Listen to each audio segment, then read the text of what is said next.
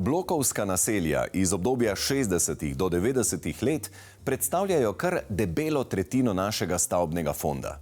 Stanovanja v takšnih blokih so bila zgrajena ekonomično in standardizirano, vendar so zaradi starosti danes že precej dotrajana, nekatera celo zapuščena. Vrnitev teh stanovanj na trg bi lahko pomagala pri reševanju stanovanjske krize in zajezila širjenje pozidave na zelena in kmetijska območja. Vendar lastniki in potencialni kupci pogosto oklevajo z nakupom in prenovo zaradi visokih stroškov in izzivov povezanih z adaptacijo. Pa je prenova takšnih stanovanj resnično prehud zalogaj?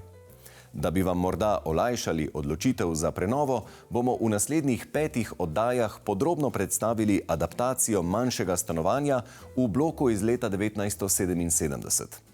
Začenjamo s tem, kakšne so sploh omejitve in pogoji prenove v večstanovanjskih stavbah.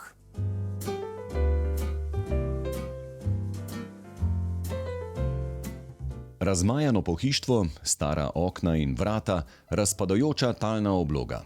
Nič, kar bi vzbujalo upanje, da se lahko iz takšnega grdega račka, velikega le 36 kvadratnih metrov, razvije veličasten bel labod. Pa vendarle je bila zasnova stanovanja, ki je zadnja desetletja samevalo, obetavna in njegov tloris funkcionalen. Zato je padla odločitev, vse mora ven, obnova bo temeljita. Maja, zdaj smo v enem tipičnem bloku iz 70. let in me zanima v tistih desetletjih, a so si bloki oziroma stanovanja, tlorisi po Sloveniji med seboj podobni? Ja, v tem obdobju je država plansko načrtovala in gradila kar precej sosesk in te bloki so med sabo uniformirani in predvsem lahko opazimo, da te soseske so bile precej dobro grajene z zadostnimi odmiki, za precejšno osončenost stanovanj, tudi sama stanovanja so imela že precej velika okna takrat, sami tlorisi pa so bili tudi zelo uporabni z večjimi prostori, tako da če se danes lotevamo kakršnekoli prenove blokov, stanovanj iz tega obdobja, absolutno lahko naredimo kakšno lepo zgodbo. In ko ste prišli prvič v tole stanovanje, je bilo popolnoma drugače organizirano. Kako ste se lotili tovrstne prenove? Ja, take prenove se je treba lotiti zelo skrbno in predvsem z dobrim načrtovanjem, to je kot prvo. Pri takih prenovah moramo vedeti, da dejansko popraskamo vse ven iz stanovanja, pridemo do nekega osnovnega skeleta in tukaj je treba res veliko usklajevanja med različnimi izvajalci tekom cele prenove, tako da en dober načrt je tisto glavno vodilo potem, ki nas vodi čez prenovo. Arhitektka je najprej pripravila več idejnih zasnov prenove, s čimer je dala naročnikoma možnost, da med predlogi res izbereta tistega, ki jima najbolj ustreza. V naslednjem koraku pa je bilo že treba razmisliti o izvedbi, saj se takšnega podviga težko lotiš sam v lastni režiji. Na začetku, ko je treba pospraviti nakopičeno kramo in staro pohištvo, še nekako gre, zaplete se nekje na sredini, ko pridejo na vrsto rušilna in zidarska dela, elektro, vodovodne in strojne inštalacije, ter na koncu, ko stanovanje vzpostavljamo na novo in nastopijo keramičarska, slikopleskarska in nazadnje še mizarska dela. Ni čudno, da se kdo prenove tudi ustraši, saj to je tako, kot da bi delal novo hišo in predvsem te mojstre dobiti in jih pravočasno zorganizirati. Ja, saj to je tudi eden potem večjih problemov pri takih celovitih prenovah. Najbolj smiselno je, da se take prenove lotimo oziroma poskušamo organizirati preko nekega gradbenega podjetja, ki ima pod sabo vse te izvajalce, ker potem koordiniramo celo prenovo nekako preko neke samostojne odgovorne osebe iz tega podjetja in on potem usklajuje vse te izvajalce med sabo, ker včasih se križajo, včasih mora nekdo nekaj pred drugim narediti in predvsem, da dela tečejo kontinuirano in da se ne zgublja časa s čakanjem posameznih izvajalcev, ker so pa kar zasedeni v Sloveniji precej, več mesecev naprej lahko tudi. Ker sta se lastnika odločila za reorganizacijo tlorisa, se je kot prvi izziv pokazala potreba po rušitvi nekaj nenosilnih predelnih sten in tudi preboji nosilne stene.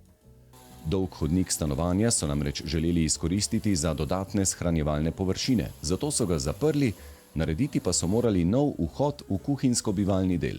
tukaj pa moramo biti še posebej pazljivi, kako se tega lotimo. Pri posegih v nosilno steno je obvezno potrebno se posvetovati oziroma angažirati še statika, ki pride na objekt in oceni, ali je stvar sploh izvedljiva in mogoča. In če je, potem pripravi statični izračun in potem se tudi izvede. Poleg tega pa moramo tudi pridobiti 51% soglasij od vseh lastnikov stanovanj. Kako je pa s posegi v osnovno arhitekturo bloka? Naprimer, tukaj, kjer sem jaz zdaj bil, včasih balkon, pa smo zdaj razširili malo celo stanovanje, ali pa z vgradnjo klimatskih naprav, kjer imamo zunanje enote. Pri samem balkonu ni bil tak problem, ko smo ga združili z dnevnim prostorom, namreč to stanovanje ima cirka 36 kvadratnih metrov, zdaj, ko smo ga pa združili z balkonom, smo pa prišli na približno 40 kvadratnih metrov. Za te balkone je dovoljeno, da se lahko zastekljujejo in zven ni praktično nobene spremembe vidne. Zasteklili smo ga pa tako, da smo namestili drsno okno, tako da kadar imamo odprto okno, imamo polovico prostora odprtega in nekako še zmeraj imamo občutek, da imamo malo balkona. Pri samih klimatskih napravah je pa stvar taka, da dovoljene so, da se zunanje enote montiramo na balkone, ki pa smo ga mi sedaj eliminirali, tako da smo morali malo pobrskati po možnostih klimatskih naprav, kaj še obstaja, in smo našli takšno, ki ne potrebuje zunanje enote.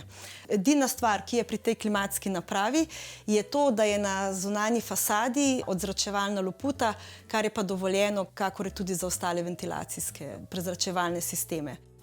Temeljita prenova vključuje tudi novo stavbno pohištvo in pode. Staro dotrajano talno oblogo so nadomestili s hrastovim parketom, medtem ko so v vstopnem hodniku in kuhinjskem delu položili keramiko velikega formata.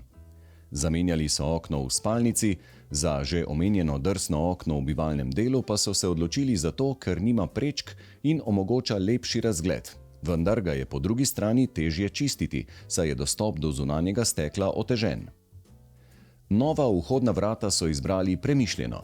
Odločili so se za vrata z dobro zvočno izolacijo, ki je v večstanovanjskih objektih nujna, da se hrup skupnih hodnikov ne prenaša v notranjost stanovanja.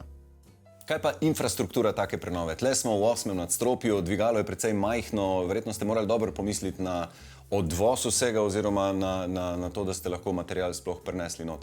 Pri samih rušitvah nekako spravimo v te gradbene posode zadeve in jih spravimo z dvigali dol, medtem ko bolj, ko gremo proti koncu prenove, večji so problemi. Vse take zadeve, ki niso šle v dvigalo, je pač bilo potrebno poklicati par prijateljev, ki so pomagali vnesti v 8. nadstropje večje zadeve.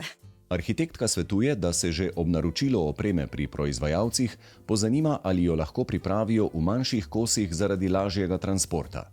Prav tako so stopnišča in hodnike za sabo sproti čistili.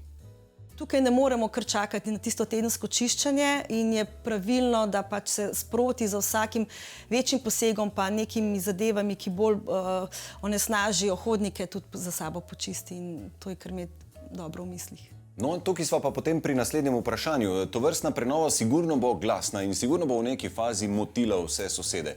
Kako take stvari čim bolj rešiti? Ja, to je pa zmeraj delikatna ta zadeva v večstanovanjskih objektih.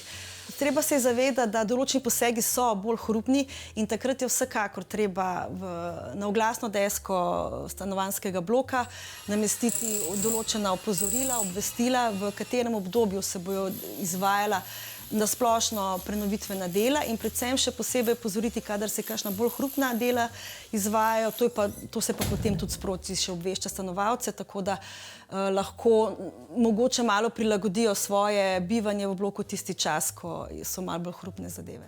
V času obnove stanovanja so tudi na bloku obnavljali fasado, zato so hrupna dela kot naročeno sovpadala z deli na zaščitnem ovoju.